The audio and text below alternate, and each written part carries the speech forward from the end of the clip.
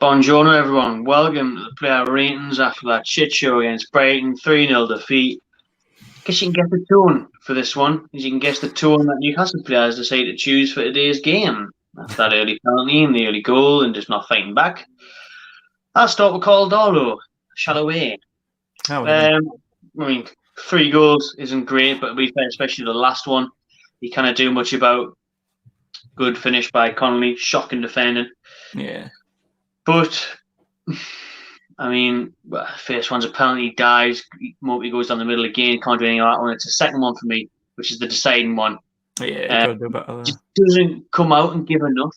He gets a little foot to it. And even that isn't enough because he gets the foot to it. But if he actually came out and showed some strength towards it, he would have got more on it. If he put his body on the line more, or more determination, he probably would have stopped that. And it probably would have trickled past the post instead of trickling inside the post. So for me today, Darlow, he fisted it once or twice, but he caught it once or twice. So in that regard, he wasn't too bad, but definitely start Gillespie in the cup midweek, see how he gets on again, although it'll be against Morecambe and Spurs next week's a whole different challenge. But Darlow, 3 to home the day, I give him a 4. Yeah, he was massively exposed, to be fair. The defence was shocking, but you concede 3 goals. You can't really complain now. All right. Got Manquillo right back. Not his best performance today, but to be fair, it's his 3rd game in a week. Played the full 90 minutes against West Ham last week. Blackburn in the cup midweek and again today. So not his greatest game in a tune shape, but it was all right. Like, try to get forward a little bit second half, didn't he? And try to make something a bit more. He wasn't tested as much, so probably the best of a bad bunch of the defence, really. Yeah, but still can't really give him too much, so I'll give him a 5. Right up, Lascelles. Yeah. Captain dog shit, as Pooley would say. He's been on the fan cams a few times. He's hated him for years. I've stuck up for Lascelles because of what he brings to the dressing room. What he sometimes brings on the pitch, England call-ups linked a couple of years ago and that, but since then he's been okay, decent at times, but today he was fucking appalling, and he should be leading by example with this club, and to be wearing the captain's armband. If he continues that for a few more games, strip him of the captaincy, because that was a disgrace today. Along with everyone else, he's not the only one, which we'll get into, but he was absolutely shocking the day. The lack of desire to make an effort is really winding me up, and he just stands there and complains all the time like a spoiled little child. Puts his hand up every time he doesn't get near a man, hoping for an offside, hoping for a little foul somewhere that someone's going to go against him. It's just carry on until the whistle blows. No effort, no talent today, no determination, which should overcome even if you're a shit player. I'm shit, but at least I would try. You know what I mean? I'd be up front, but at least I'd be running around making it look like I was trying. Lascelles, like everyone else, no closing down, no pressing, nothing. Absolutely shite. 0. Yeah.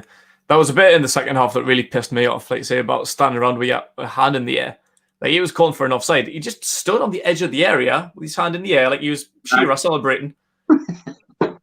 like while they were going forward, they were on the edge of the 6-yard box getting a shot off. I can't remember who it was, but they were trying to put a ball across. And he just stand on the edge of the area with his hand in the air.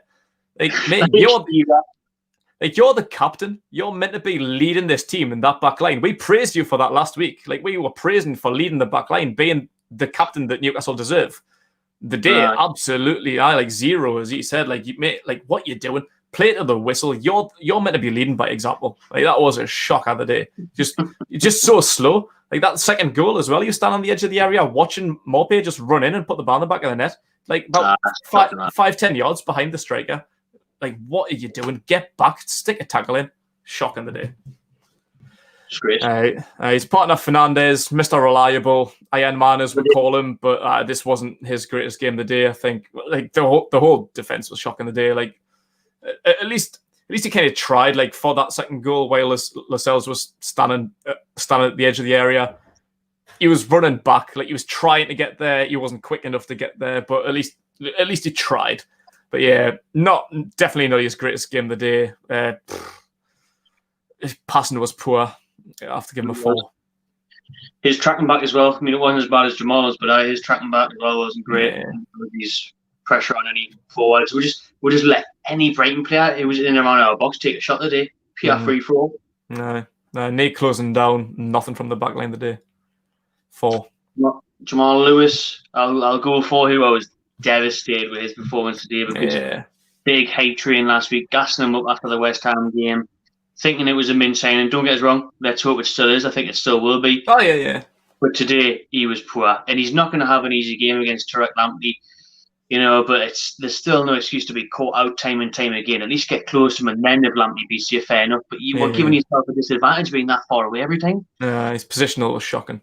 Also need to see, obviously, hope that he's okay and recovers from what looks like a nasty eye injury. I thought that like boot to the face, big show to the face by Brighton's player. Can't remember who it was. I can't even name any Brighton players. Masuka, one of them. I don't know.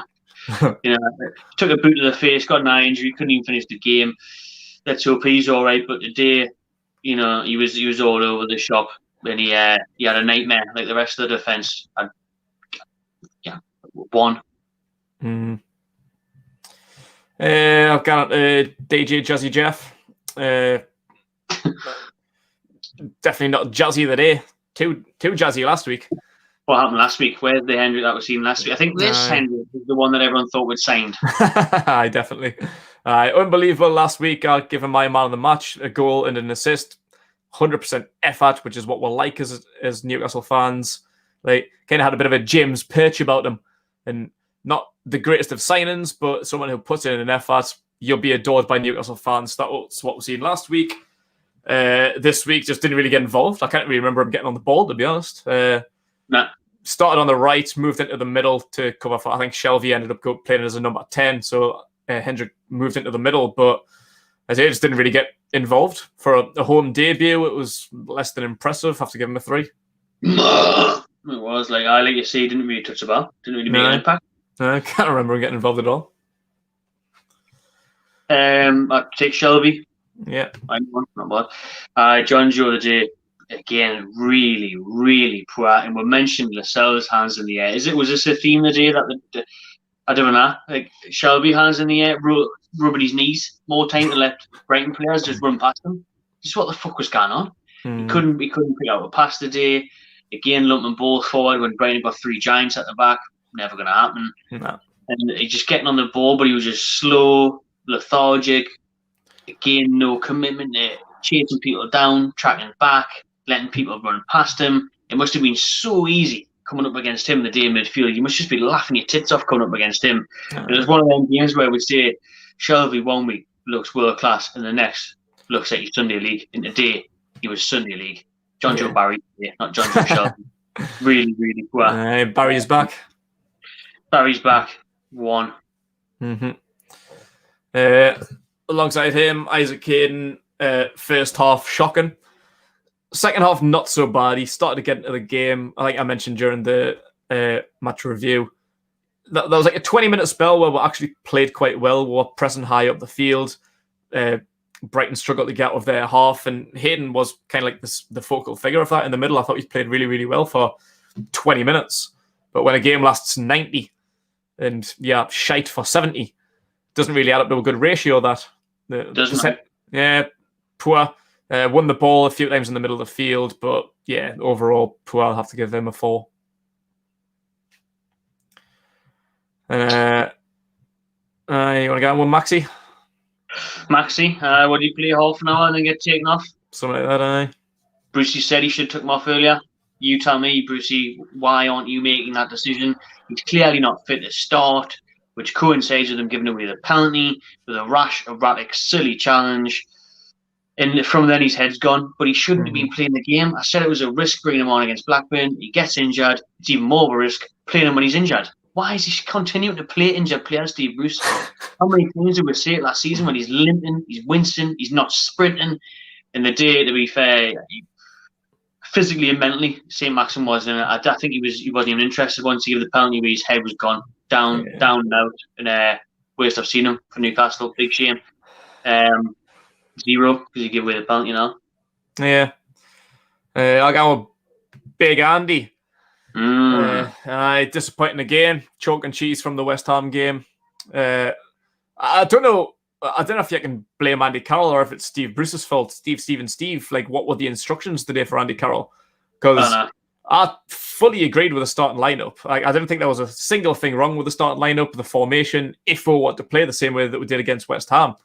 But we just didn't. Like, Andy Carroll was playing like more of like a number 10. Like, he was playing like way too far deep. Like, Andy Carroll was there today to challenge the three big lads at the back, same as he was last week against Ogbonna and Diop. But why weren't you there? Like, the plan clearly was just to pump the ball along, which was a shocking plan. As I say, they've got 3 6'5" centre-backs.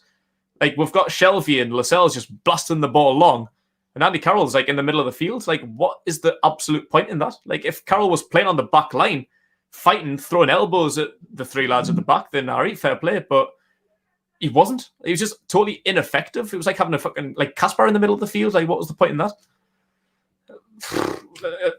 Like, I don't know what the plan was, but just totally ineffective. I still thought maybe at halftime bringing him off might have been a little bit of a risk, putting Almiron on. Like I say, they've got 3 big lads, bringing on 3'2" Almiron. It seemed a little bit pointless, but it worked. It paid out, to be fair. So, yeah, probably a good change. 45 minutes for Andy Carroll. Poor performance. He'll have to have a 1 as well. For me, you shouldn't have battled height with height today. It should have just been, if you could play football, you would have matched their 3 at the back and played Fraser, Almiron and Wilson, and take your pick. Do you know what I mean? Bring on Richie or something. You just match them for that, because we're never going to beat the headers. Because even if Carroll beats one defender, say he beats Dunk, you're going to have the other one. You're going to have the other one right behind him or right in front of him. So you're never going to win it. Last one, Callum Wilson. To be fair, I was impressed with his strength coming up against really well, the Giants of Brighton. His strength was good. His endeavour was good, better than most, to be fair, that first half. Trying to run the channels, trying to make something happen, but he was isolated, wasn't it? It was like Joelinton last season, he was just isolated. Yeah, just by himself. Like, that's why Andy Carroll was there. Carroll was so far behind. He's not quick enough to match up to the counter. There's no one else coming in. Because Saint-Maximin can't sprint, and then you've got no other pace there, because you're looking at Shelvey, Hayden and Hendrick. They're not going to bomb forward. So what's Wilson going to do when he does win the ball? Starved of service. Although the only chance for Newcastle does fall to him, where he heads it over. 0 shots on target of the day. That was the moment where Newcastle maybe could have flicked the switch and tried to chase the game. Didn't happen. But feeding off scraps, I don't know. I'd give him a 3. I thought he did alright, to be fair. Like, say, like, they're 3 strong lads at the back. He actually played, like, very physically. I think people forget, like, how strong and quick he is. Like, he's got a lot of pace and got a lot of strength. So I thought, particularly in the first half, when those was feeding off scraps, just pumping the ball along, like, I thought he probably was one of the best of a bad bunch, to be fair. Like, I thought he had a pretty good game. The first change, Fraser played an hour coming on for Saint-Maximin. He started off really, really well. Started off brightly. I think he got into the game quick, like, which was a massive difference from Saint-Maximin. Like I would say, couldn't run, wasn't getting into the game. Fraser started really, really well, but I think towards the end of the game, I think it showed that he's still not fully fit. I think an hour, maybe it's a bit too long. He played just under an hour. I think he came off after about 58 minutes against Blackburn, which is probably the right choice. But the day he played about the same, about 58 minutes. Still too much. Needs more match fitness. I say it started off well, but towards the end, that just wasn't the option for him. I think he was out wide a couple of times looking for a cross. He was looking for his buddy Wilson in the middle, but it just wasn't there. So I'd probably have to give Fraser maybe as a 4. I think you're right. To be fair, because when he first came on, he was running across the defence, he was switching flanks, he was making things happen during the middle. He still wasn't getting service because Shelvey wasn't on point today. But I fizzled out because he hasn't played in the Premier League at least since February. So what do you expect? Miggy. Only one that tried the day. Yeah. The only one that can walk off the pitch with his held tied high for me. Definitely. The only one that grafted his arse off, 100 miles an hour everywhere he went, trying to make things happen. It was him that put in a good cross for Wilson, who headed over. He was the only one that tried today, like I say, and try to have some sort of positive outlook. Try and take the game to Brighton. Try and pulled something out of nothing. Still didn't do anything out of the ordinary, but so the cross for Wilson, good cross. But yeah, if Wilson gets something on that, then it's a game changer potentially. But Almiron, only one of the day who gets above a 5 for me. I give him a 6. Yeah. Last change, Joey. Only played about 17, 18 minutes. Didn't really get involved that much. I can't really remember him getting touches on the ball in the final third. So, 2. Can't imagine him touching the ball. Can't remember him touching the ball. Nah, barely worth discussing. But the last one we'll discuss Steve Bruce. -10. -10 for playing. I was all wrong today because considering I actually thought he got the lineup and everything right, how wrong it went. What happened? As I said before, what was the plan today? Same, because first of all, is playing Saint-Maximin, who's clearly not fit, and it gives away the penalty, which then fucks up for the entire game. Second of all, is I agree. I said start Carroll in the preview, but when you see it's not working, push him further forward, or take Saint-Maximin off earlier and bring Almiron or Fraser on off a pace. Change to the 3 if they're playing 3 at the back. Change to 3 forwards. Even put Andy as the number 9, and Wilson and Fraser or Almiron or Richie or anyone on the opposite wing, and then take on those 3. And where's the research? Where's the homework? I didn't know who Tariq Lamptey was this time last week. I knew after 10 minutes of the Chelsea game on Monday night. Failed to contain him today. 5 minutes of looking at preview stuff, 5 minutes of a Google search or looking on Twitter. I knew he was the main man. I knew he was the danger man. How doesn't Steve Bruce, who's on $1 million, $2 million a year in the Newcastle manager, not know who the opposition's danger man is? That worried the fucking shit out of me. And that's why he got it massively wrong today, because he had nothing to answer for it. Yeah. We were poor at the back, failed to contain Lamptey. Lewis was out of position all the time. Didn't know how to handle the back 3, which is why I thought we're set up well, but just tactically was all wrong. So anything less than a 0 for Steve Bruce, absolutely. Right then, that was good. That was enjoyable. Yeah, make sure you pop your player ratings in the comments below. Thank you for watching. Subscribe to Magpie Channel TV.